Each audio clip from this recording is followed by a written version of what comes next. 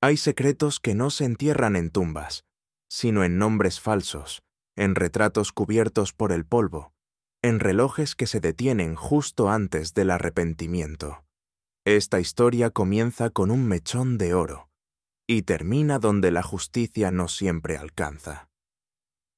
Antes de comenzar, cuéntame desde dónde estás escuchando esta historia. ¿Y qué hora es allí?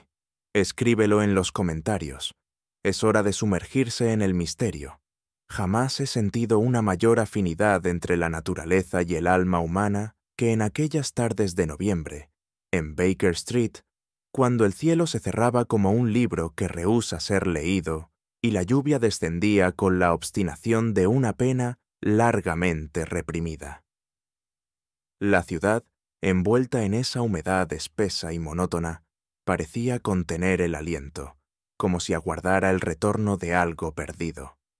Holmes, a quien la inactividad prolongada siempre sumía en un estado de nerviosa abstracción, permanecía junto a la chimenea, los dedos entrelazados, la mirada fija en un punto indeterminado del tapiz persa que cubría el suelo. Fue en esa atmósfera de silenciosa tensión que oímos el trote de caballos acercándose, pausado pero firme, como si el propósito del visitante no estuviese exento de gravedad. Al asomarme a la ventana, divisé un carruaje cerrado, de aspecto elegante, pero sin ostentación, deteniéndose frente al número 221B. La figura que descendió, protegida apenas por un velo y una capa de luto, parecía fundirse con la bruma como una aparición convocada por antiguas deudas del alma. Holmes no necesitó que yo anunciara la llegada. Se incorporó con naturalidad, como si aquella visita formara parte de una secuencia prevista, y murmuró: «Cuando la lluvia trae consigo el pasado, Watson, suele hacerlo sin preguntar si estamos listos para recibirlo». Dicho esto, tomó asiento junto a la mesa de trabajo, donde reposaban un diario sin abrir y su lupa de mango de marfil. Fue entonces que resonó el timbre con la gravedad de un aldabonazo de otro tiempo, anunciando no solo una persona, sino un capítulo olvidado que el destino parecía decidido a reescribir. Y así comenzó la historia que aún hoy me persigue en sueños. La mujer fue introducida por la señora Hudson sin anunciar su nombre, como si el luto que vestía sustituyera cualquier otra forma de presentación. Se mantuvo erguida, serena, con las manos enguantadas reposando sobre un bolso pequeño, y solo tras observarnos con una mirada breve y medida, se permitió hablar. «Soy la señora Agatha Marbury», dijo con una voz pausada, como si pronunciara un nombre que aún no terminaba de aceptar como propio. «Vengo en busca del señor Holmes». Mi amigo asintió con cortesía, indicándole el sillón cercano al fuego. Mientras ella se acomodaba, noté que su luto era impecable, pero no ostentoso. Cada pliegue parecía dispuesto con precisión, como si la apariencia fuese una barrera necesaria contra el caos interior. «Ha enviudado recientemente», observó Holmes, sin que la frase sonara como una pregunta ni como una afirmación vana. Ella lo miró con una mezcla de reconocimiento y desconfianza. «Mi esposo, el señor Edwin Marbury, comerciante de antigüedades, falleció hace 3 semanas. Su deceso fue atribuido a una insuficiencia cardíaca. Y, sin embargo, no es su muerte lo que la trae aquí», replicó Holmes, cruzando una pierna sobre la otra. La señora Marbury dudó un instante. En sus ojos apareció un brillo que no era lágrima, sino algo más profundo, el reflejo de un secreto aún no pronunciado. Asintió con lentitud, como quien finalmente accede a mirar de frente una sombra largamente evitada. «Exactamente, señor Holmes. Es lo que dejó detrás, lo que me ha traído». La señora Marbury abrió su bolso con gesto contenido y extrajo de él un sobre amarillo, algo arrugado por el uso o la inquietud. Lo depositó sobre la mesa, sin prisa, como si temiera lo que su contenido pudiera desatar. Holmes lo tomó sin una palabra, lo examinó bajo la luz de la lámpara y lo abrió con la misma delicadeza con la que se desenvuelve una verdad frágil. Dentro había una sola hoja de papel, doblada con precisión. La desplegó y leyó en silencio. Yo, desde mi asiento, observaba su rostro en busca de algún signo, una ceja alzada, un leve fruncimiento, pero fue inútil. Holmes, en esos instantes, era como el mármol, inalterable, inasible. Finalmente, alzó la vista. ¿Dónde lo encontró, señora? En un compartimento oculto del escritorio de mi esposo. Me fue señalado por una nota anónima, llegada días después de su entierro. Holmes extendió la hoja hacia mí. En ella, con caligrafía firme pero escueta, se leía tan solo: «Ella nunca fue mi esposa». No había firma, ni fecha. Tan solo esa sentencia solitaria, cargada de una ambigüedad que resultaba más perturbadora cuanto más se la contemplaba. «Se refiere a usted, naturalmente», murmuré.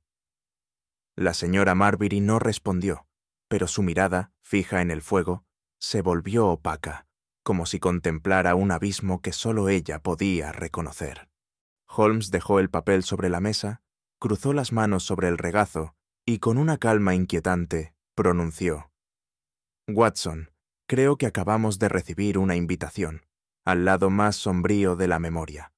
A lo largo de los años he presenciado múltiples formas de aflicción: la desgarradora, que no conoce contención; la resignada, que busca consuelo en la rutina; y también esa otra, más rara, que no se muestra en lágrimas ni en palabras, sino en un silencio compuesto con tal precisión que termina por convertirse en sospechoso.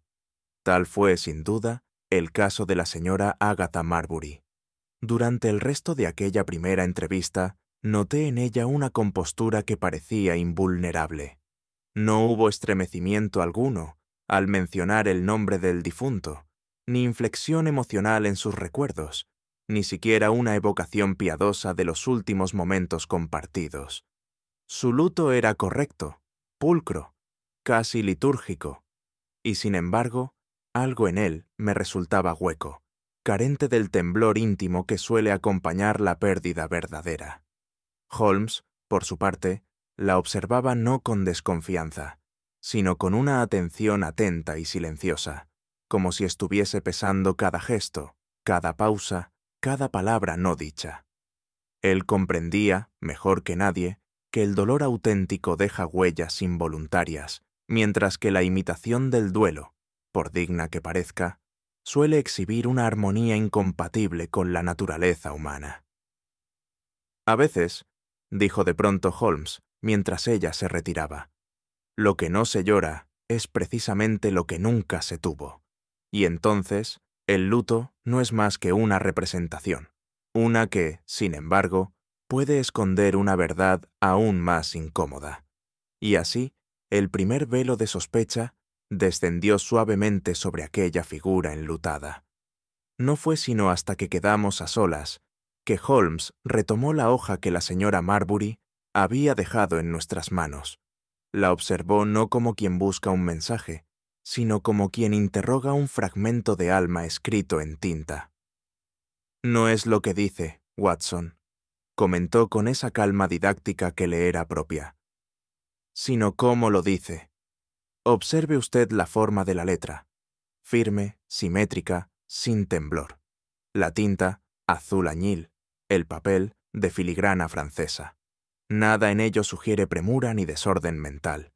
Esto fue escrito con deliberación y con una claridad que delata, paradójicamente, el deseo de dejar algo en la penumbra». Tomó entonces una lupa y examinó los bordes del papel. Tocó la superficie con la yema de los dedos, aspiró brevemente su aroma y concluyó: «Esto no fue redactado en un momento de desesperación, sino de cálculo. Es, en esencia, una nota de desposesión, pero no necesariamente dirigida a ella». «¿A quién, entonces?», pregunté. «Tal vez a sí mismo. Una suerte de confesión sin destinatario. O bien un desafío».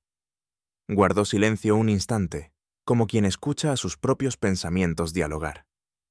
La elección del tiempo verbal, nunca fue, implica una conciencia clara de falsedad persistente. Es una sentencia, no una duda, y, como tal, requiere prueba, o acto de fe. Prefiero lo primero, y en ese instante supe que Holmes ya no investigaba un luto, sino una identidad. «Mi querido Watson», dijo Holmes, mientras se levantaba para llenar su pipa con tabaco persa. «Este no es un caso que la ley resuelva fácilmente». Levanté una ceja, extrañado. «¿Y por qué no? ¿Acaso no implica falsificación? ¿Tal vez usurpación de estado civil?» «Sin duda», respondió, encendiendo el fósforo con lentitud. «Pero no son los tribunales los que nos atañen en este instante, sino la verdad humana, aquella que no se prueba con sellos ni testigos, sino con fragmentos disonantes de la realidad». Se acercó a la ventana y contempló la lluvia que seguía cayendo sobre Baker Street. Imagine usted dos mundos superpuestos, uno donde una mujer es viuda de un hombre, y otro donde ese mismo hombre jamás la reconoció como esposa. ¿Cuál de los dos pesa más, el del papel o el del afecto? No lo sé, admití. ¿Usted sí? No del todo, pero sé dónde empezar a buscar. Y no será en los registros legales, sino en el silencio de los objetos que sobreviven a los muertos. Dicho esto, giró con determinación. Mañana visitaremos la residencia Marbury, y confío en que las paredes, si se les interroga con cortesía, sabrán hablar. No he conocido muchas residencias donde el silencio poseyera un peso tan denso, tan deliberado, como en la mansión de los Marbury en Paddington Row. Apenas franqueamos el umbral, un aire enrarecido, casi sepulcral, se apoderó de mis sentidos, no como una ausencia de ruido, sino como la presencia activa de una voluntad de callar. Las alfombras amortiguaban todo paso, las cortinas parecían cerradas no contra la luz, sino contra el recuerdo, y el mobiliario, pesado, antiguo, británicamente sobrio, se disponía como un cortejo inmóvil alrededor del dolor no expresado. Nos recibió una doncella de edad incierta, cuyo rostro reflejaba más resignación que servicio. Nos condujo sin palabras hasta el salón principal, donde la señora Marbury aguardaba sentada junto a un brasero apenas encendido. Al vernos, no se levantó, sino que alzó la barbilla en señal de reconocimiento, gesto que Holmes, con su agudeza habitual, replicó con una leve inclinación de cabeza, como si con ello aceptara las reglas del juego implícito que allí se establecía. Yo, por mi parte, no pude dejar de percibir que todos los objetos de aquella sala, los libros dispuestos con rigidez, los retratos cubiertos, las flores marchitas en un jarrón de porcelana, parecían haber sido colocados no por decoración, sino como símbolos cuidadosamente dispuestos para sostener una versión concreta del duelo. Un duelo que no hablaba, que no lloraba, pero que se imponía como si temiese que la verdad lo desbordara. Y en ese silencio, más denso que cualquier palabra, Holmes ya comenzaba a leer. Fue Holmes quien, tras unos instantes de conversación aparentemente trivial con la señora Marbury, sobre el clima, los hábitos del difunto, los cambios recientes en la servidumbre, se dirigió con fingida distracción hacia la esquina más sombría del salón, donde un lienzo de gran tamaño descansaba sobre la chimenea, cubierto por un paño de lino cuidadosamente bordado con las iniciales MH. Observé cómo su mirada se detuvo en el borde inferior del pañuelo, donde un hilo suelto parecía haber sido doblado hacia adentro para evitar que colgara. Era un gesto sutil, casi imperceptible, pero que delataba algo más profundo, una intención de ocultar no solo la imagen, sino lo que ella representaba. ¿Puedo?, preguntó Holmes sin alterar el tono afable de su voz. La señora Marbury pareció vacilar. Su respuesta llegó unos segundos más tarde, en forma de una frase envuelta en una cortesía forzada. Preferiría que no. Holmes sonrió levemente, como quien ya ha obtenido la respuesta que buscaba, y volvió a su asiento. Los objetos cubiertos, dijo tras una pausa, mientras encendía su pipa, suelen serlo por dos razones, por respeto o por vergüenza. Ambas emociones, curiosamente, nacen del mismo lugar, la memoria. La señora Marbury no replicó. Su rostro permaneció inmutable, pero sus manos, antes serenas sobre su regazo, se entrelazaron con fuerza súbita. Aquella negativa, más que cualquier revelación, colocó ante nosotros el primer umbral tangible del misterio.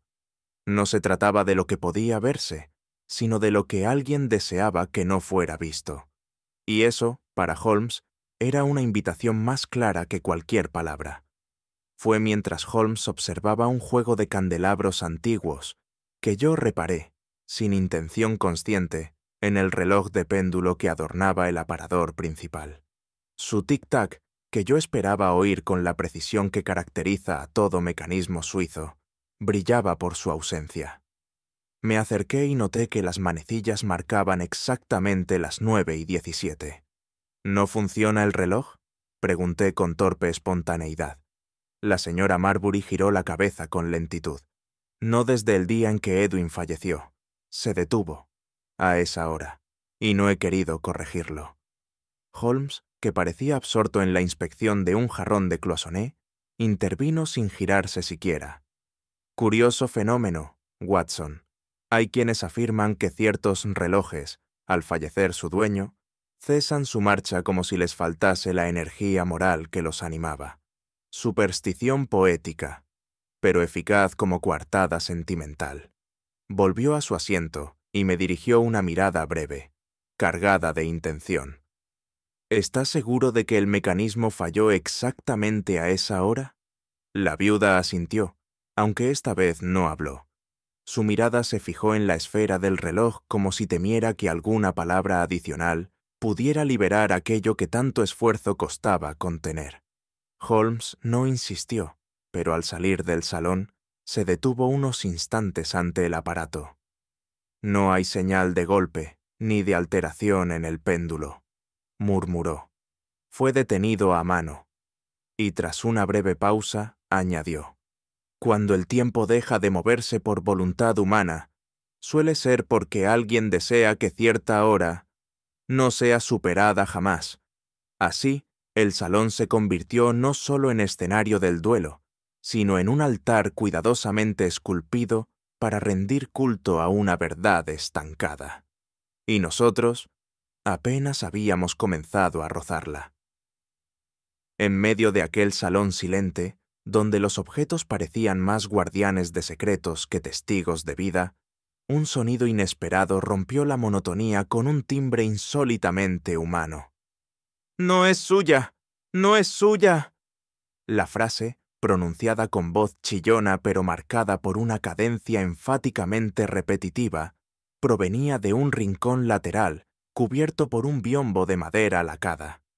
Holmes giró levemente la cabeza, sin mostrarse sorprendido, y se dirigió con parsimonia hacia la fuente de aquella inesperada elocuencia. Fue entonces cuando apareció la criatura responsable de tan extraña interjección. Un loro gris de cola roja, posado en una jaula ornamentada, con los ojos vivos como carbones encendidos y una expresión inquisitiva en su plumaje erguido. «¿Desde cuándo repite eso?», preguntó Holmes sin alterar su tono. «Desde hace unas semanas», respondió la señora Marbury con visible incomodidad. «Es un animal viejo. Probablemente repite frases de su dueño anterior». «O tal vez de su último observador», replicó Holmes, más para sí mismo que como interrogación directa. El loro, como para acentuar la tensión, repitió. «No es suya. No es suya». «Curioso, Watson», murmuró mi amigo. «Incluso entre las aves hay verdades que se niegan a ser silenciadas». Aquella frase, que podía parecer trivial o fruto del azar, se incrustó en mi mente como una espina imposible de ignorar. No solo por su reiteración, sino por la intensidad con que se oponía, casi con obstinación, al escenario que la rodeaba. En ocasiones, el lenguaje más sincero es el que no comprende lo que dice. Y ese loro, sin saberlo, acababa de desgarrar el telón más cuidadosamente tejido por su dueña. Había en el personal doméstico de la casa Marbury una actitud que me resultó inquietante desde el primer momento. aunque no pude articular con claridad la naturaleza de dicha incomodidad, sino hasta más avanzado el día. Era una mezcla de quietud forzada, de mirada esquiva y de pasos contenidos, como si cada uno de ellos caminara sobre cristales invisibles que no debían romperse. Al dirigirme con cortesía a la doncella para solicitar una taza de té, noté cómo su cuerpo se tensó brevemente antes de asentir en silencio, sin levantar los ojos del suelo. Otro criado, al pasar cerca del salón, evitó incluso mirar a la señora Marbury, deslizándose por la estancia como si su mera presencia constituyera una imprudencia. Holmes, que notaba tales detalles con la precisión de quien lee partituras ocultas, esperó a que la señora saliera momentáneamente de la estancia para comentarlo. ¿Lo nota, Watson? No estamos ante el respeto propio de los hogares con disciplina, sino ante una forma de sumisión que huele a miedo. No es devoción lo que se respira, sino prevención. ¿Cree usted que los empleados conocen algo y lo ocultan? Tal vez no sepan nada con certeza, pero presienten más de lo que se les permite articular. Y eso, en el lenguaje del crimen, suele equivaler a una confesión sin palabras. Nunca subestime, Watson, el poder de una mirada esquiva. A menudo es el espejo más fiel de lo que una conciencia no se atreve a declarar. Cuando la señora Marbury regresó con expresión impasible y preguntó, casi con gesto rutinario, si deseábamos ver la biblioteca del difunto, Holmes declinó con cortesía. Pero tan pronto como ella se retiró, me dirigió una mirada que conocía bien, una mezcla de certeza y desafío. ¿Ve usted este salón, Watson? Sí, claro, respondí sin comprender del todo su intención. Está impecable. Cada objeto en su lugar, cada superficie pulida, cada alfombra sin una mota de polvo. Y sin embargo, todo en él grita que ha sido dispuesto no para la vida, sino para una representación, una escena cuidadosamente ensayada para convencernos de una normalidad que jamás existió. Observó los floreros, las cortinas, los libros alineados. No hay huellas de uso cotidiano. Ninguna silla muestra el desgaste natural de quien la ocupa a diario. Ni ceniceros con restos, ni papeles a medio escribir. Es como si este salón hubiera sido preparado para recibirnos, no para vivir en él. ¿Cree usted que fue montado deliberadamente? No lo creo, Watson, lo sé. Y eso implica que quien lo hizo temía lo que podría revelarse en el desorden. Me estremecí levemente. Habíamos entrado en una casa que no lloraba a un muerto, sino que escenificaba su ausencia con perfección ensayada. Y tal meticulosidad, lejos de tranquilizar, despertaba en nosotros la intuición de que la verdad no había sido enterrada con el difunto, sino cuidadosamente colocada bajo llave. Y esa llave, intuíamos, no tardaría en aparecer. Días después de nuestra visita a la residencia de Paddington Row, y aún con el eco de aquel loro imprudente y aquel reloj detenido en la conciencia, Holmes me pidió acompañarle al registro civil de Westminster. Llevaba consigo una copia del acta matrimonial que la señora Marbury había facilitado con aire de autoridad legítima. Un matrimonio bendecido en la iglesia de St. James, celebrado el 3 de abril del año anterior por el reverendo Arthur L. Bennington. Rezaba el documento con una solemnidad que, sin embargo, no lograba disimular su artificio ante los ojos de Holmes. «Mire, Watson», me dijo con tono apacible mientras recorríamos el pergamino. «¿Observa usted algo particular en el trazo de esta firma?» Me incliné sobre el papel.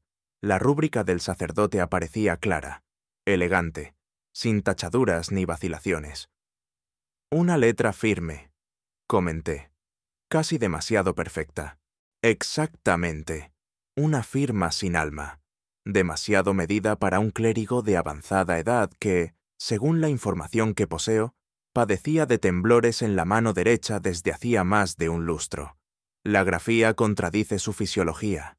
Acto seguido, Holmes señaló el membrete. Y ahora vea esto. Papel oficial sin el timbre húmedo de validación. Carece de la filigrana que los certificados auténticos exhiben desde el año pasado. No es un error menor, es una anacronía jurídica.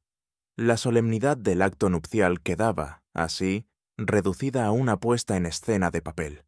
Y sin embargo, aquella falsedad tan pulida no era obra de un improvisado. Todo indicaba que alguien deseaba que ese documento pareciera indiscutible, precisamente porque no debía serlo. Holmes cerró la carpeta con parsimonia. Esto no es un matrimonio, Watson. Es una declaración cuidadosamente construida, pero toda construcción oculta sus grietas. La mañana siguiente, dirigimos nuestros pasos hacia la iglesia de St. James, mencionada en el acta como el lugar del supuesto enlace.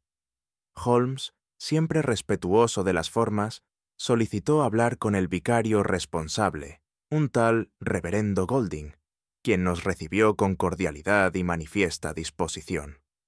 Su rostro, redondo y rubicundo, no parecía guardar sombra alguna, salvo la que proyectó su respuesta inicial. ¿El reverendo Bennington? Me temo que no oficia aquí desde hace años. Renunció por motivos de salud y se retiró a vivir con una hermana en Bath. Nadie ha vuelto a saber de él desde entonces. ¿Ha ocurrido algo?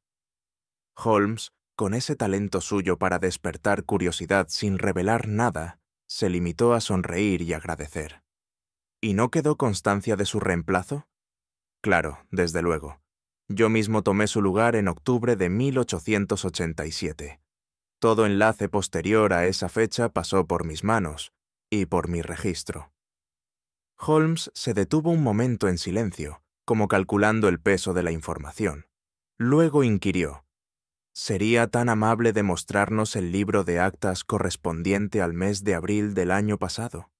El reverendo accedió sin reparo, y como Holmes ya sospechaba, no hallamos ninguna inscripción relacionada con el matrimonio entre Edwin Marbury y Agatha Marbury. ¿Cabe la posibilidad de que se celebrara en privado, sin registro?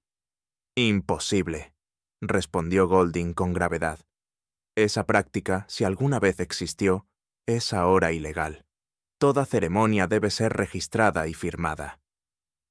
Holmes se volvió hacia mí al salir del templo. Su voz, apenas un murmullo, sonaba más preocupada que irónica. No solo tenemos una firma falsa, Watson, sino una iglesia ausente. Y detrás de toda ausencia cuidadosamente dispuesta, suele ocultarse un hecho que alguien quiso borrar antes de que llegáramos. Ante el silencio de los registros eclesiásticos, Holmes resolvió acudir al edificio de archivos centrales, donde, según su lógica irrefutable, cualquier documento legítimo debía contar con doble inscripción, una en la parroquia y otra en la oficina correspondiente al distrito civil. Allí fuimos recibidos por un anciano escribano de nombre Harold Ibbotson, de mirada acuosa y manos nodosas, cuyo gesto se iluminó brevemente al ver a Holmes. El señor detective, ¿verdad? Le vi en una conferencia hace años, sobre grafología y voluntad criminal. Fascinante. Holmes correspondió el cumplido con una inclinación leve y fue al grano. Busco una partida de matrimonio fechada en abril del año pasado. Edwin Marbury y Agatha. Pausa breve. Entonces de apellido desconocido. Ibbotson frunció los labios con concentración y desapareció tras una cortina de registros polvorientos. Regresó al cabo de unos minutos con una carpeta delgada, en cuyo interior no hallamos documento alguno. Tan solo una nota manuscrita por el propio escribano, con tinta más reciente. Documento entregado por instrucción directa del solicitante. Firma recibida, copia denegada. Caso cerrado por protocolo especial. Holmes leyó aquella línea en voz baja, y luego fijó su mirada en el rostro del anciano. ¿Recuerda usted quién fue el solicitante? Ibbotson, de pronto menos locuaz, bajó la vista. Era un caballero, bien vestido. Me presentó una orden sellada. Todo parecía en regla. ¿Y la mujer? No venía con él. Me pidió discreción. Holmes se inclinó levemente hacia él. ¿Discreción o silencio? El anciano vaciló, pero no respondió. Su mano temblaba visiblemente sobre la carpeta vacía. Al abandonar el lugar, Holmes comentó: un acta que desaparece sin motivo, un sacerdote del que nadie sabe, y un escribano que titubea ante la verdad. Watson, esta farsa ha sido escrita con tinta indeleble, pero su lógica es quebradiza. Y eso, en nuestra labor, es el primer síntoma de que se aproxima la grieta.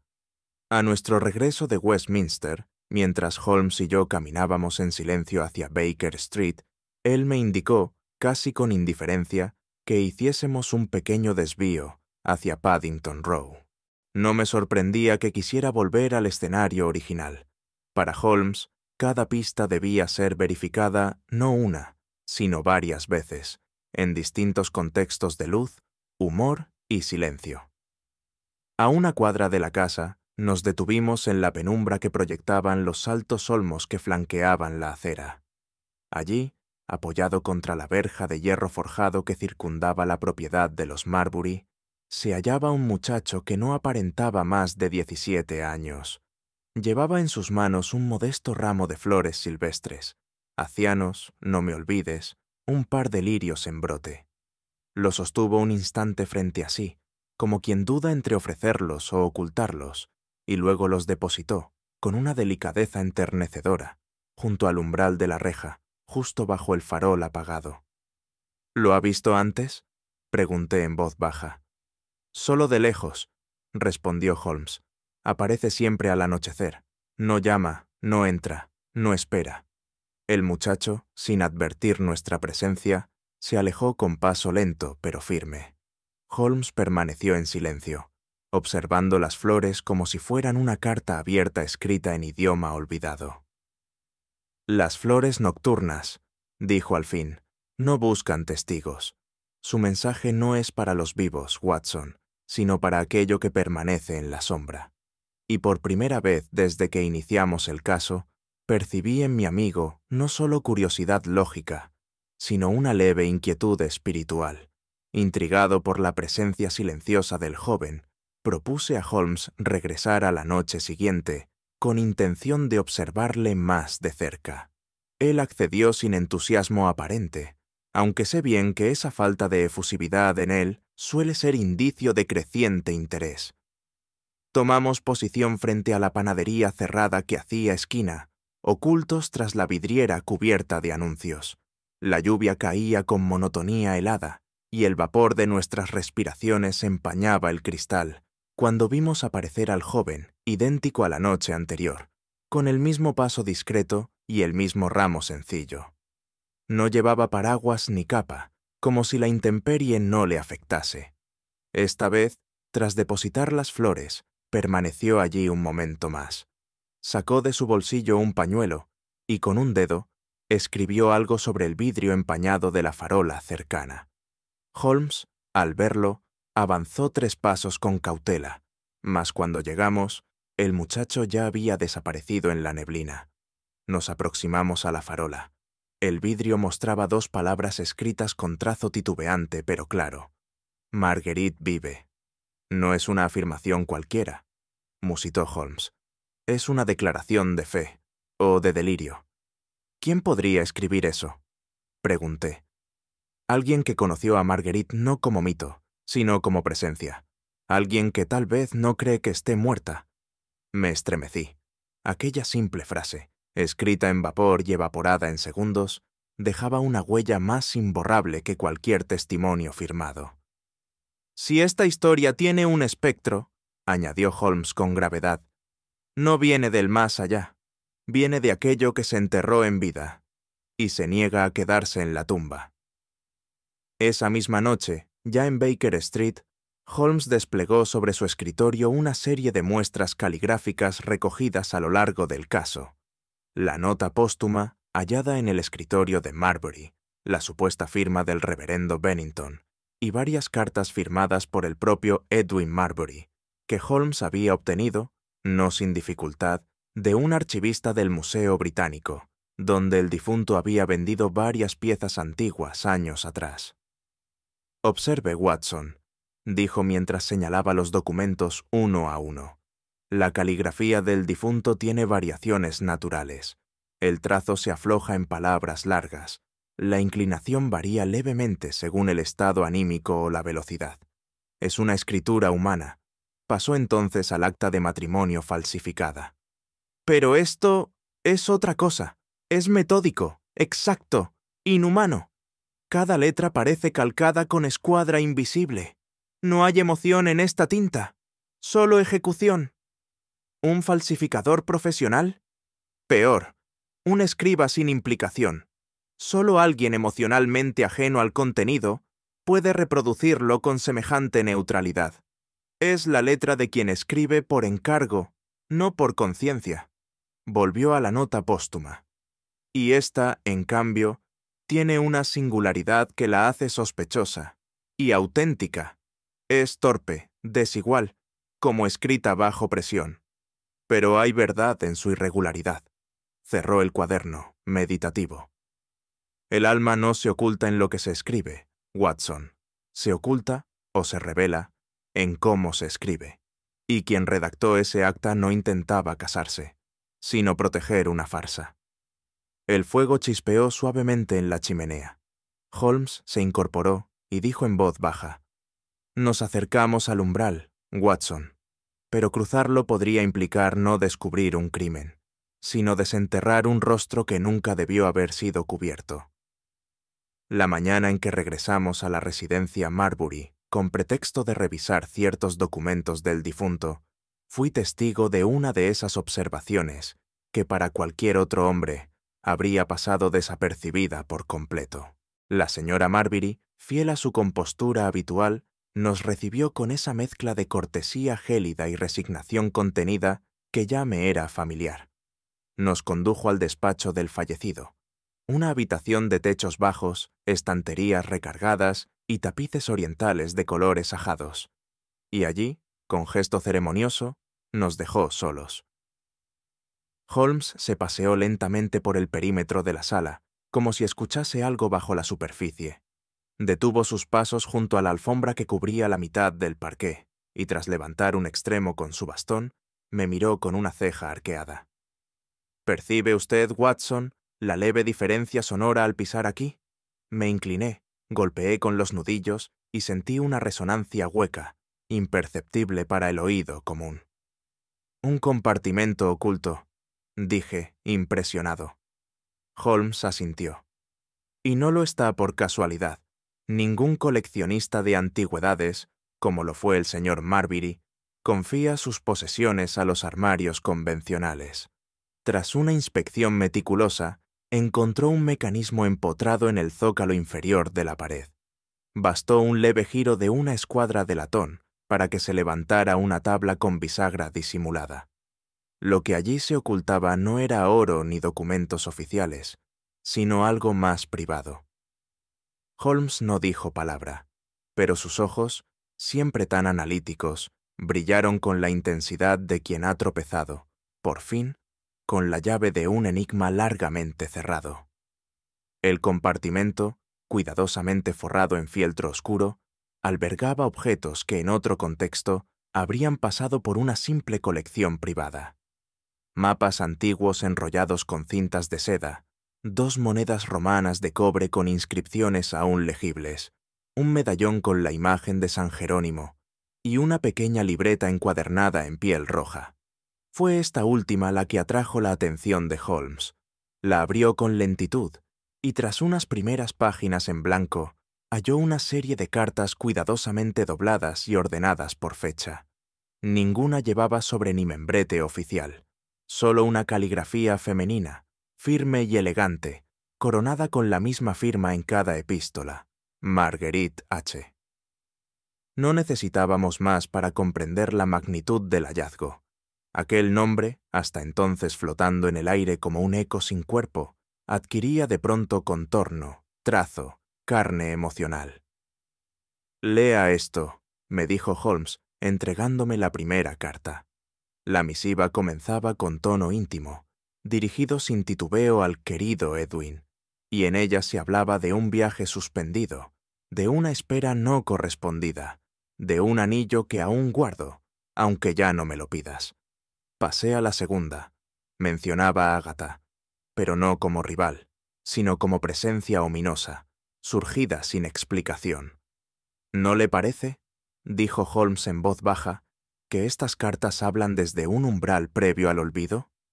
Aquí no hay despecho, Watson, solo una verdad que se resiste a desvanecerse. Entre reliquias del mundo antiguo, lo que brillaba no era el valor histórico, sino la persistencia de un vínculo que alguien había intentado sepultar con métodos más sutiles que la violencia, y, sin embargo, como toda verdad mal enterrada, comenzaba a brotar por sus propias grietas. Movido por una intuición que me resultó tan sorprendente como inmediata, me acerqué a los estantes de la biblioteca. Algo en la distribución de los libros, demasiado uniforme, demasiado simétrica, me llevó a pensar que no solo contenían saber académico, sino también rastros de otro orden, rastros humanos, íntimos, inadvertidos. Tomé al azar un volumen encuadernado en cuero, una edición antigua de las Meditaciones de Marco Aurelio, y lo abrí por la mitad. Allí, entre líneas subrayadas con lápiz y márgenes levemente anotados, descubrí una letra femenina. Era la misma caligrafía que en las cartas de Marguerite, pequeña, contenida, pero impregnada de esa claridad doliente que uno asocia al esfuerzo por comprender lo incomprensible. Holmes, que ya me observaba con atención, se acercó. ¿Lo ha hallado usted también? Asentí y le mostré el pasaje. Decía: la constancia en el bien no exige aplauso, sino verdad. Al pie, una nota manuscrita. ¿Y si el bien no es visible para nadie más que para mí? Buscamos en otros libros. Hallamos frases similares en un tratado de filosofía estoica, en un ensayo sobre ética romana, y en un libro de memorias personales de una escritora victoriana poco conocida. Todos compartían anotaciones, todas con la misma letra, todas firmadas al final con una M apenas insinuada. Holmes extrajo de su chaqueta una lupa, la aplicó sobre una de las anotaciones y murmuró: no fue olvidada, Watson, fue marginada, pero incluso las voces relegadas saben abrirse paso entre páginas polvorientas. Solo necesitan un lector dispuesto a escuchar. Y en aquel momento comprendí que Marguerite no era una sombra, sino una presencia, una que seguía hablando, incluso entre letras ajenas, y cuyo silencio solo podía sostenerse a costa de una verdad que ya comenzaba a desbordarse. De regreso a Baker Street, y aún con las cartas de Marguerite resonando como un eco persistente en mi memoria, Holmes dedicó la tarde a revisar una copia del testamento de Edwin Marbury, documento que había solicitado semanas antes al notario de la familia con su habitual anticipación. Lo observó con mirada meticulosa, deteniéndose en cada cláusula con la parsimonia de un orfebre examinando una filigrana casi imperceptible. ¿Nota usted lo que falta, Watson?, me dijo finalmente, apartando el documento con aire pensativo. A simple vista, no. El testamento es breve, conciso, perfectamente legal. Deja todos los bienes a su esposa, la señora Agatha Marbury. Precisamente, replicó Holmes con una intensidad que delataba el avance de su razonamiento. No hay una sola mención a Marguerite, ni siquiera como legado afectivo, ni como destinataria de un objeto simbólico, lo cual, tratándose de una relación íntima, profunda y aparentemente sostenida durante años, es anómalo. ¿Acaso no podría explicarse por una ruptura previa? No, dijo Holmes con firmeza. No cuando los libros, las cartas y las notas demuestran una presencia activa hasta fechas muy cercanas al matrimonio. Este silencio no es olvido, es borrado. Y un borrado tan absoluto solo puede tener dos causas: voluntad del testador o intervención ajena. Me miró con gravedad. Watson, cuando un hombre como Marbury deja fuera del testamento a la única persona que parece haberle amado con sinceridad, hay que preguntarse si realmente fue él quien lo redactó, o si lo hizo bajo la influencia de una presencia más reciente, más determinada y quizá más peligrosa. La figura de Ágata emergía, así, no como viuda doliente, sino como eje potencial de una reescritura legal, hecha con la precisión de quien desea sepultar no a una persona, sino a su recuerdo. El silencio que siguió a aquella reflexión fue largo, pesado, como si ambos intuyésemos que nos aproximábamos al núcleo moral de un enigma cuya solución no traería alivio, sino una forma más sutil de desasosiego. Fue entonces cuando Holmes, sin alzar la voz, formuló la hipótesis que hasta entonces había evitado enunciar con claridad. ¿Y si Ágata no es viuda, Watson, sino usurpadora? No de una fortuna solamente, sino de un lugar, un rol, una identidad. Me volví hacia él con sobresalto. ¿Insinúa que nunca existió matrimonio alguno? Eso ya casi lo hemos comprobado.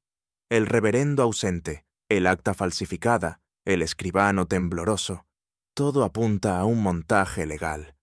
Pero lo que me preocupa no es la forma del matrimonio, sino su propósito.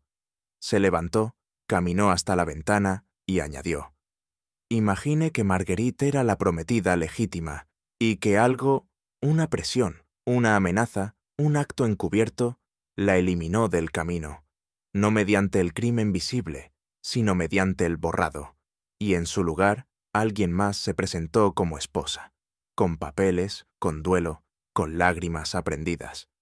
Pero eso supondría que Ágata no perdió a un esposo, sino que fabricó uno, concluyó Holmes con crudeza, que tejió su viudez con hilo de teatro y bordado de conveniencia. Contempló el brasero donde ardían aún cenizas de la última carta leída. ¿Qué ocurrió con Marguerite, Watson? Esa es la pregunta que ya no podemos posponer, porque si ella desapareció justo antes del supuesto matrimonio, y nadie la ha vuelto a ver, entonces el crimen que investigamos no se halla en el acta, sino en el espacio en blanco que esa acta intenta cubrir. Y al oírle, comprendí que el misterio ya no era un juego de lógica, era una herida, cuidadosamente suturada con falsedad. A instancias de Holmes, emprendí en solitario una visita al asilo de San Bartholomew, donde residía desde hacía años la señora Isobel Griggs, quien había sido doncella al servicio de los Marbury en una etapa anterior a la aparición de Ágata en la vida del difunto. Holmes consideraba que la anciana podía aportar una visión libre de la manipulación que, sospechábamos ya con firmeza, había envuelto los últimos años del comerciante. El ambiente del lugar, mezcla de resignación y penumbra, parecía disolver las identidades en una especie de niebla moral. Sin embargo, al mencionar el nombre de Edwin Marbury, la enfermera encargada del ala oeste me condujo sin vacilación al pabellón de mujeres con demencia moderada. La señora Griggs, delgada hasta lo espectral, me observó con una sonrisa tan ingenua como incierta. Al oír mi voz, no pareció reconocerme, pero cuando pronuncié el nombre Marguerite, sus ojos adquirieron una súbita claridad. «La del lazo azul», susurró, como si evocara una imagen detenida en el tiempo. Siempre miraba por la ventana cuando llovía.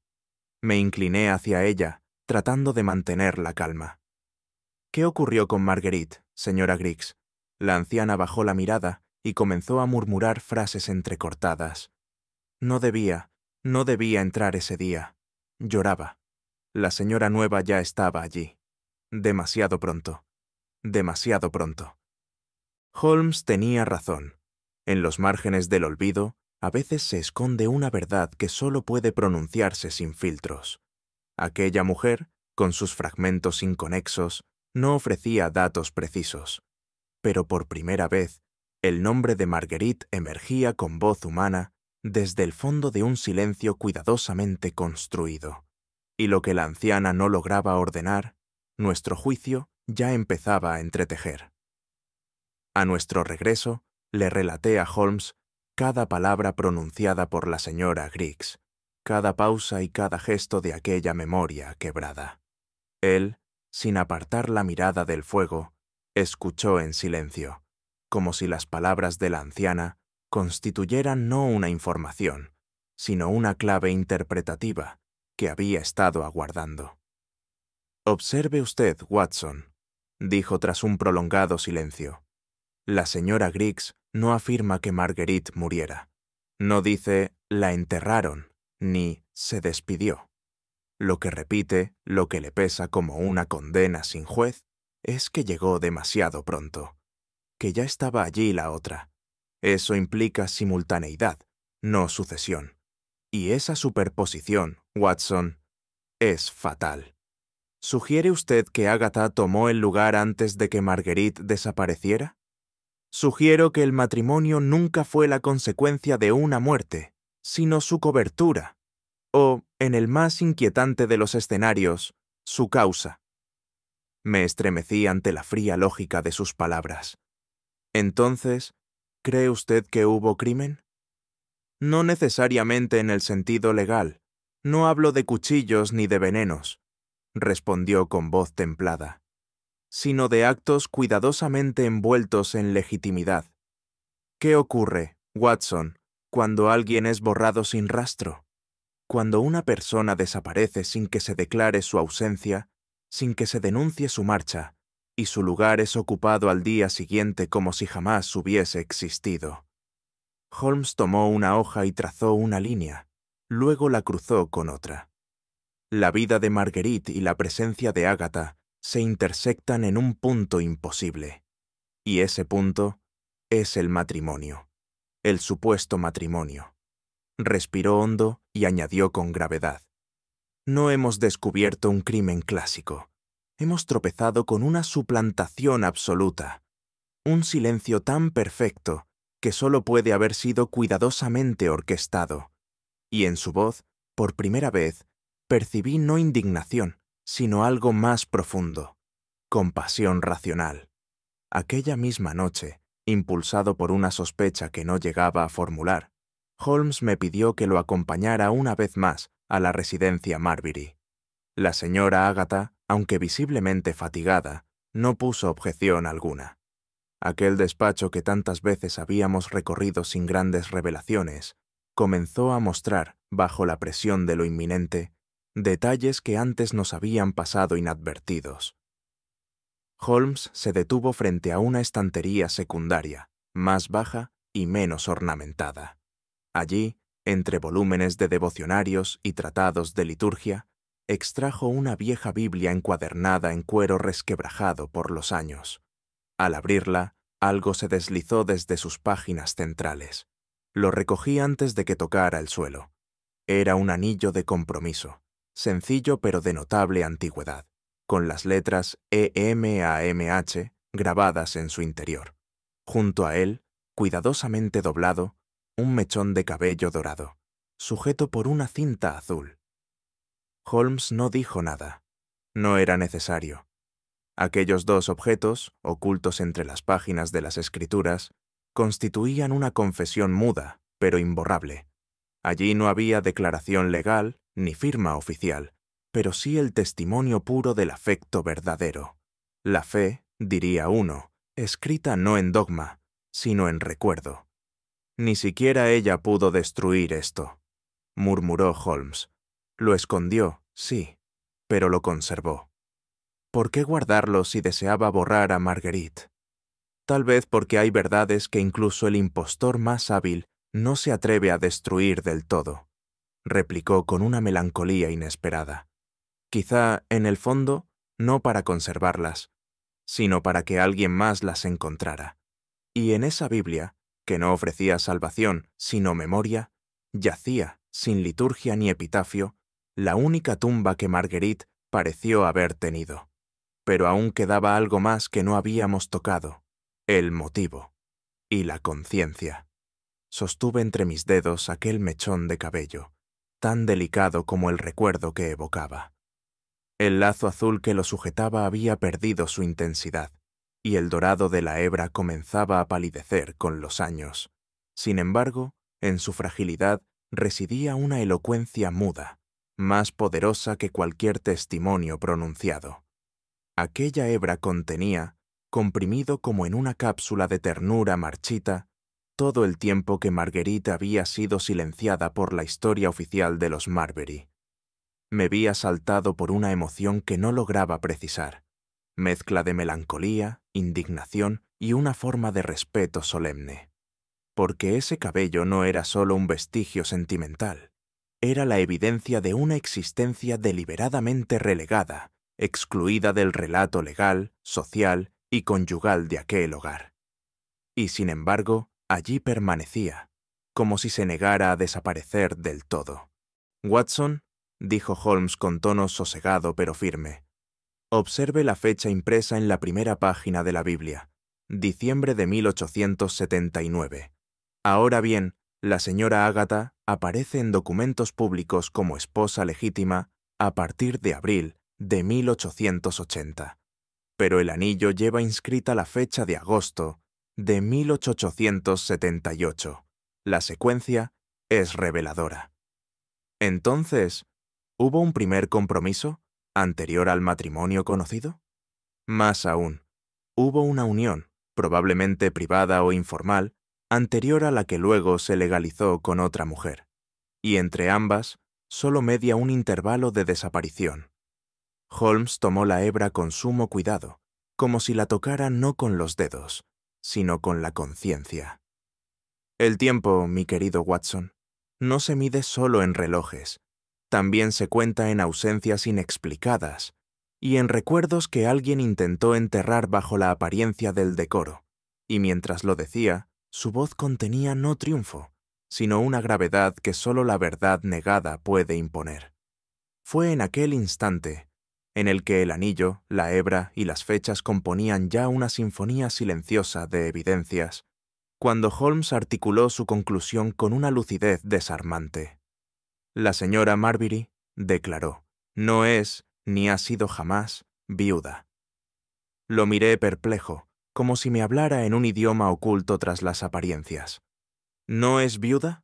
Pero el señor Marbury ha muerto, y ella ha ostentado públicamente su condición. Holmes, con esa paciencia pedagógica que le era característica cuando deseaba conducirme hacia una verdad sin imponerla de inmediato, esbozó una línea con su índice sobre la superficie de la mesa. Para que exista una viuda legítima, Watson, debe haber habido un matrimonio legítimo, y, previamente, un término indiscutible del primero. Pero en este caso, ni lo uno ni lo otro resisten el análisis. ¿Insinúa usted que Marguerite jamás fue legalmente apartada? No lo insinúo, lo afirmo, replicó con tono sereno. No hay acta de defunción, no hay certificado de nulidad, no hay denuncia. Y sin embargo, hay anillo, mechón, cartas, hay amor documentado y desaparición injustificada. Permanecí en silencio, abrumado por la lógica inflexible de su razonamiento. Holmes continuó. La señora Agatha no esperó la muerte, usurpó la ausencia. Su luto, en consecuencia, es doblemente impostado, porque llora a un hombre al que nunca perteneció legalmente, y se viste de viuda sin haber sido jamás esposa. Se levantó lentamente, como si el peso de esa verdad le resultara incómodo incluso a él. Y en cuanto a Marguerite, Watson, su tumba no está en ningún cementerio. Está en la omisión, en la vergüenza, en el silencio social que consagra lo útil y entierra lo incómodo. Y fue entonces, en ese instante exacto, cuando supe que la investigación había dejado de ser jurídica, para convertirse en una restitución moral. Aquel retrato, durante días enteros, había permanecido cubierto por un delicado velo de seda marfil, bordado con iniciales florales en un extremo, casi borradas por la acción implacable del tiempo. Se hallaba en el ala oriental de la casa, en un salón que la señora Marbury afirmaba no frecuentar por asuntos de polvo y humedad. Pero Holmes, cuya intuición detectaba falsedades, no solo en las palabras, sino en los hábitos, había fijado su atención en ese rincón desde el primer día. «La verdad, Watson», murmuró, mientras levantaba con meticulosa lentitud el velo que ocultaba el marco dorado. no siempre se oculta en lo que desaparece, sino en lo que permanece oculto a plena vista. La seda cayó, y el aire en la estancia pareció enrarecerse de pronto. Lo que apareció ante nosotros fue el retrato de una joven de semblante delicado, cuyos ojos, a pesar de la inmovilidad pictórica, parecían mirar con una mezcla de temor y determinación. Llevaba un vestido azul pálido con encaje antiguo y una flor marchita en la cintura. Sentí un estremecimiento que no provenía del frío. «¿Marguerite?», pregunté en voz baja, casi como si temiera perturbarla. Holmes no respondió de inmediato. Observaba con una atención que iba más allá de lo visual. Sus ojos recorrían la pintura no como quien contempla una obra de arte, sino como quien lee un testimonio sellado. «Cada trazo», dijo por fin, «tiene intención. Los artistas, en ocasiones, revelan sin querer lo que los vivos se empeñan en ocultar. Y en ese instante noté en el borde inferior del lienzo una pequeña silueta, un pañuelo azul bordado con la letra M, un símbolo, acaso, de lo que fue relegado al silencio, y que ahora, bajo nuestra mirada, comenzaba a hablar. Mientras aún contemplábamos en silencio el retrato, Holmes se inclinó levemente hacia la figura, afinando la vista con precisión quirúrgica. Su mano, enfundada en guante, se detuvo sobre una zona aparentemente anodina, la muñeca izquierda de la joven, apenas asomando entre el encaje de la manga. Allí, bajo el velo pictórico del óleo, se distinguía una ligera sombra, una línea irregular que solo el ojo más entrenado habría notado. «Observe esto, Watson», indicó con voz grave. «¿Ve esa delgada imperfección? No es un error del pincel, es deliberada». Me aproximé y con creciente inquietud confirmé la presencia de lo que parecía una pequeña cicatriz, apenas perceptible, pero realzada con la misma técnica minuciosa que el resto del retrato. ¿Una cicatriz? Sí. Y si no me equivoco, una cicatriz que he visto antes, en la muñeca de la señora Marbury, durante su primer encuentro con nosotros. Un accidente doméstico, alegó, aunque sus palabras sonaban más ensayadas que espontáneas. Pero entonces, ¿insinúa usted que la mujer del retrato y la actual señora Marbury? Holmes alzó una ceja, con esa expresión suya que no confirma ni niega, pero deja a la lógica concluir lo que él ya ha deducido. No insinúo, constato. Esa cicatriz es idéntica, y en la pintura no hay error posible. El pintor la incluyó como parte esencial del retrato. No una mancha, sino una marca de identidad. Me sentí desbordado por una vertiginosa sospecha. ¿Y si la figura que se nos presentó como Marguerite hubiese sobrevivido y asumido otra identidad? ¿O al contrario, que quien se hace llamar Agatha no sea sino Marguerite bajo otro nombre? Holmes no respondió. Su silencio no era ignorancia, sino expectativa. Sabía que faltaba aún una pieza, una voz que confirmara lo imposible. Y esa voz, según él, pertenecía al artista. Fue tarea de Holmes, a través de sus contactos en círculos bohemios del Soho, localizar al pintor responsable de aquel retrato. Su nombre era Percival Noyes, un artista de mediana fama, conocido por retratar a familias acomodadas con un estilo cargado de detalles sutiles, como si cada trazo intentara capturar no solo la forma, sino el conflicto interior de sus modelos. Nos recibió en su estudio, rodeado de lienzos, pigmentos resecos y pinceles gastados. Al ver el retrato que llevábamos, pues Holmes, con su previsión habitual, había hecho preparar una copia fotográfica de alta fidelidad, el señor Noyes pareció palidecer levemente. «Sí», dijo, tras un largo silencio. «Esa es Marguerite, Marguerite Hulton, según me la presentaron. Posó para mí durante varias sesiones. Fue el encargo más inusual que recibí, no por el retrato en sí, sino por el clima que lo rodeaba». «¿A qué se refiere?», inquirí. «A su estado de ánimo». Cada sesión parecía estar precedida por una discusión. Llegaba con los ojos rojos, aunque se esforzaba por mostrarse compuesta. En una ocasión la oí murmurar: «Si esto queda inmortalizado, que al menos sea mi verdad». Holmes se irguió. ¿Recuerda usted si hubo alguna interrupción abrupta en las sesiones? Sí. Una mañana simplemente no volvió. El señor Marbury recogió el retrato, pagó el resto del importe y no dijo una sola palabra más. Fue peculiar. ¿Y no volvió a verla? Jamás.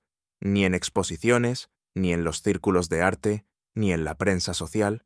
Fue como si se hubiera desvanecido. Holmes asintió lentamente. Entonces, señor Noyes, quizá sin saberlo, usted no pintó un retrato, sino un testimonio. Uno que alguien deseaba conservar no como arte, sino como advertencia. Y en su mirada se encendía ya la hipótesis más inquietante, que la verdad se había disfrazado de luto. Fue al anochecer cuando Holmes solicitó una audiencia final con la señora Marbury. Nos recibió en el mismo salón en el que, semanas antes, había fingido ignorancia sobre el retrato ahora desenmascarado. La estancia estaba sumida en una penumbra casi deliberada, y el único sonido era el pausado tic-tac de un reloj de péndulo, como si el tiempo mismo aguardara la verdad. Holmes no se sentó. Permaneció de pie, como quien asume la figura de juez más que la de interlocutor. «Señora Marbury», comenzó, con voz serena pero implacable, «ha llegado el momento de nombrar lo innombrado. La mujer retratada no desapareció. Fue silenciada. No en la muerte, tal vez, pero sí en la memoria de todos, sustituida por usted». Ella no respondió. Sus manos se entrelazaban con una lentitud que no era nerviosa, sino ceremonial. Por un instante pensé que negaría todo con indignación. Pero entonces alzó la mirada hacia Holmes y pronunció con una calma estremecedora: «¿Y qué es la verdad, señor Holmes, sino la versión que los vivos preservan cuando ya nadie queda para contradecirla?» Aquella frase no fue una admisión, sino algo más profundo, una sentencia de sí misma, una confesión que no buscaba perdón ni explicación. Holmes, lejos de mostrar sorpresa, cerró brevemente los ojos, como quien ha encontrado una respuesta amarga que ya intuía. «Lo fingido», dijo al fin, con gravedad, «puede sostenerse ante el mundo, pero lo vivido permanece en la sombra, aguardando su momento». La señora Marbury no replicó. Ya no había defensa posible. En su silencio no hallamos culpa evidente, sino una resignación que solo poseen aquellos que han sobrevivido a su propio engaño. Y sin embargo, la justicia no siempre se encuentra en las palabras pronunciadas, sino en las que, aún no dichas, pesan sobre el alma. Cuando abandonamos la estancia y la figura de Agatha Marbury quedó atrás en la semioscuridad, me atreví por fin a expresar la inquietud que, como un eco, me había acompañado desde la revelación del retrato. «Holmes», dije con tono contenido, aunque no exento de reproche, ¿no consideras que este asunto debe presentarse ante las autoridades? Hay elementos más que suficientes para iniciar una investigación formal, incluso sin cuerpo. Holmes caminaba con las manos en la espalda, su paso pausado, como si midiera el peso ético de cada decisión. «Mi querido Watson», respondió con una voz en la que no había desdén, sino un matiz casi melancólico, «he aprendido que la justicia legal y la justicia moral son entidades que raramente coinciden, y que en ocasiones llevar un caso ante un tribunal solo sirve para satisfacer la curiosidad pública, no para restaurar el equilibrio roto por la verdad. ¿Y qué me dices de Marguerite? ¿No merece ella al menos una forma de reparación, un acto que reconozca su usurpación?» Holmes se detuvo y me miró largamente. «¿Y cuál sería esa reparación? ¿Un titular en los periódicos? ¿Una lápida con un nombre que nadie recordará? El rostro de Marguerite vive ya en el óleo que intentaron sepultar. Su historia ha sido liberada del silencio. Para algunos, eso bastará. Para otros, nunca será suficiente». Me incliné hacia él, buscando en sus ojos la certeza que mis palabras no lograban consolidar. ¿Entonces no habrá castigo? Holmes elevó ligeramente las cejas. ¿Y acaso no lo hay ya? ¿Crees que alguien puede vivir con la conciencia de haber sustituido una vida sin llevar consigo un juicio perpetuo? Hay prisiones sin barrotes, Watson, y cadenas que no necesitan hierro para pesar. No supe qué responder, porque, en el fondo, presentía que tenía razón. Abandonamos la casa de Paddington Row bajo una bruma densa que parecía brotar desde el mismo corazón de aquella historia no resuelta. El reloj del vestíbulo, aquel cuyo péndulo había marcado los silencios de Agatha Marbury, se había detenido sin explicación, como si incluso el tiempo hubiese decidido no seguir adelante. Holmes caminaba en silencio, con la gabardina recogida y la mirada hundida en una reflexión profunda. Yo le seguía, cargando no tanto con mis pertenencias, como con un sentimiento de incompletitud. ¿Lo hemos resuelto, Holmes?, me atreví a preguntar. El enigma, sí, respondió sin vacilar. La justicia es otra cuestión. Y en esa breve afirmación se condensaba la amargura de muchos de nuestros casos, el conocimiento pleno de la verdad, sin la satisfacción de un desenlace que la redima ante el mundo. Marguerite había sido nombrada, reconocida, rescatada del olvido. Pero su historia seguiría sin acta oficial, sin lápida, sin juicio. Caminamos en silencio hasta perder de vista aquella casa, y supe, con la certeza que solo concede la experiencia, que no todos los crímenes buscan ocultarse. Algunos esperan ser vistos, para que quien los mira no olvide jamás lo que el mundo prefirió callar. El regreso a Baker Street fue silencioso, como si nuestras propias sombras se negaran a separarse de aquella casa en Paddington Row. El carruaje avanzaba con una lentitud casi compasiva, mientras las nubes teñían de ceniza los últimos destellos del crepúsculo. A menudo, tras resolver un caso, una sensación de alivio, de orden restaurado, solía acompañarme. Pero aquella tarde no hallé consuelo alguno en la deducción, por brillante que hubiese sido. Holmes se mantuvo sumido en un mutismo impenetrable, los dedos cruzados sobre el bastón, la mirada dirigida hacia un punto impreciso más allá del cristal empañado. Yo, por mi parte, no podía apartar de mi mente la figura de la señora Marbury, sentada en la penumbra, pronunciando aquella frase que parecía dictada desde el abismo entre el arrepentimiento y la resignación. El crepúsculo avanzaba, y con él una certeza incómoda. Habíamos desvelado un secreto, sí, pero no se trataba de una revelación que devolviese la paz, sino de un eco inquietante que seguiría resonando en nuestra conciencia. ¿Era esa, acaso, la carga inevitable de enfrentar verdades demasiado antiguas o demasiado humanas para ser contenidas en el marco de un expediente? Al entrar en nuestro hogar habitual, no sentí la familiaridad reconfortante de nuestra morada.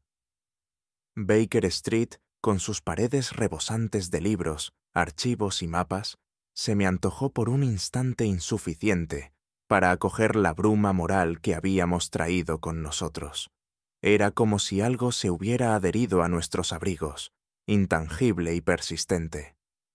Holmes no se dirigió a mí al subir las escaleras. Solo al llegar al salón, encendió su pipa con una parsimonia metódica y murmuró, sin apartar la vista del fuego: «Hay crepúsculos, Watson, que no anuncian el descanso, sino la vigilia más amarga». Una vez sentados junto al fuego, en esa atmósfera tibia y saturada de humo que tantas veces había servido de incubadora para sus más audaces deducciones, Holmes rompió finalmente el silencio, no con la frialdad del lógico, sino con la inflexión grave de quien carga con una decisión irrevocable. «Existen delitos, Watson», dijo con voz profunda, «que no pueden ser enjuiciados por tribunal alguno, no por falta de pruebas, sino porque su naturaleza misma se rebela contra los mecanismos de la ley. Crímenes del alma que no buscan beneficio material ni gozo morboso, sino supervivencia, desesperación o amor mal encaminado. Le observé con asombro. Aunque conocía su racionalismo férreo, sabía también que, en ocasiones, sus juicios eran guiados por una ética que se desplazaba fuera del alcance de los códigos penales. ¿Acaso no merecía Marguerite, o Ágata, como eligió llamarse, algún tipo de condena formal? Pregunté con sincera inquietud. Holmes negó suavemente con la cabeza. ¿Y qué juez, dígame usted, habría comprendido su historia sin reducirla a los términos áridos de una causa judicial? Imagine el estrado, fechas, nombres, contradicciones, y al final, una sentencia fría, incapaz de abarcar el vértigo moral que encierra su decisión. No, Watson. Hay acciones que deben ser juzgadas en el tribunal más implacable que existe, la conciencia propia. Permanecimos un momento en silencio, hasta que añadió, con tono bajo: la justicia que otorga el sistema es importante, pero no infalible. Hay veces en que apartarse de ella es, paradójicamente, un acto de mayor justicia. No supe refutarlo. Solo entonces comprendí que Holmes había deliberado con esmero su proceder, no por debilidad, sino por un respeto profundo hacia lo trágico de la condición humana. Y en ese respeto, tal vez, hallaba sentido una justicia que no buscaba castigo, sino comprensión. Horas más tarde, ya retirado a mis aposentos, me senté ante la ventana entreabierta y dejé que el aire nocturno refrescara mis pensamientos, aún agitados.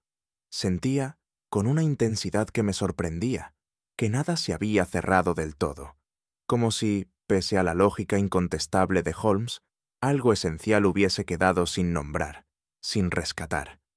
Era una sensación semejante a encontrar una carta antigua en un cajón, con una caligrafía temblorosa, pero sin remitente, sin destinatario claro, sin fecha. Algo que apunta a una historia vivida, pero que jamás se terminó de contar. Así percibía yo la verdad descubierta en Paddington Row, no como una resolución, sino como un fragmento desvelado de un manuscrito mucho más extenso y desgarrador. ¿Quién fue realmente Marguerite? ¿Qué pensamientos cruzaron su mente en aquellas semanas de transición, cuando su identidad se desvanecía ante los ojos de quienes no se atrevían a nombrarla? ¿Fue víctima o artífice? ¿Ambas cosas? Me asaltaban preguntas que no encontraba cómo formular ante Holmes, temeroso quizás de hallar en sus respuestas una sequedad lógica que despojase de humanidad el misterio. Pero él, en su aguda percepción, debió advertir mi inquietud. Entró en la habitación sin anunciarse, como solía hacer en momentos de reflexión compartida, y dijo con suavidad: «Hay casos, Watson, en que lo descubierto no es una respuesta, sino una herida abierta en la historia, una grieta que nos permite vislumbrar apenas el eco de lo que fue, o de lo que nunca pudo ser». Le asentí en silencio. A veces, la comprensión más profunda no proviene de las palabras intercambiadas, sino de la conciencia común de que no toda verdad ha de ser completa para ser verdadera. Y así nos quedamos contemplando la noche, como si aguardásemos una carta que, sabemos, jamás llegará. A lo largo de mi vida junto a Holmes, pocas imágenes han persistido con la tenacidad de aquella que comenzó a formarse en mi mente aquella noche. La de una mujer caminando bajo la lluvia, su silueta envuelta en una capa oscura, alejándose de la casa que alguna vez fue su refugio, o su prisión. No sabría decir con certeza si se trataba de un recuerdo verdadero o de una visión construida por mi imaginación, influida por los eventos recientes. Pero en cualquier caso, dicha imagen se tornó símbolo ineludible del caso de Marguerite. La lluvia, en esa escena, no era un mero fenómeno atmosférico, era una suerte de velo, de purificación y condena a la vez. La figura no se volvía hacia atrás. Su andar era firme, resignado, quizá incluso liberador. En mi mente, aquella mujer era a la vez culpable y redimida, víctima de una época que no perdonaba la desviación ni el deseo de reinventarse. Unos días después, cuando mencioné aquella visión ante Holmes, éste asintió con serenidad. «Las figuras que el pasado deja tras la lluvia», dijo, «no siempre pertenecen al recuerdo. A veces, Watson, son las que dejamos de ver por no saber mirar en el momento oportuno». Le observé, intrigado por la ambigüedad de su respuesta. Pero Holmes no añadió más. Encendió su pipa con aire distraído, como si con cada voluta de humo deshiciera las preguntas que yo aún no había formulado. La figura de Marguerite, o Agatha, ya no sabría cómo nombrarla, permanecía en mí no como una criminal ni como una víctima absoluta, sino como un ser humano suspendido entre lo que fue y lo que el mundo le obligó a ser. Y en esa ambivalencia, quizá, residía la forma más pura y dolorosa de verdad. A veces, el verdadero crimen no se comete con veneno ni con puñal, sino con el silencio que borra a quien no convenía recordar. ¿Y tú? ¿Habrías distinguido a la impostora antes de que el retrato hablara por ella? Cuéntamelo en los comentarios. Me encantará leerte. Si te ha gustado esta historia, deja tu like, compártela con alguien que adore los misterios. Y no olvides suscribirte para seguir desenterrando verdades entre las sombras.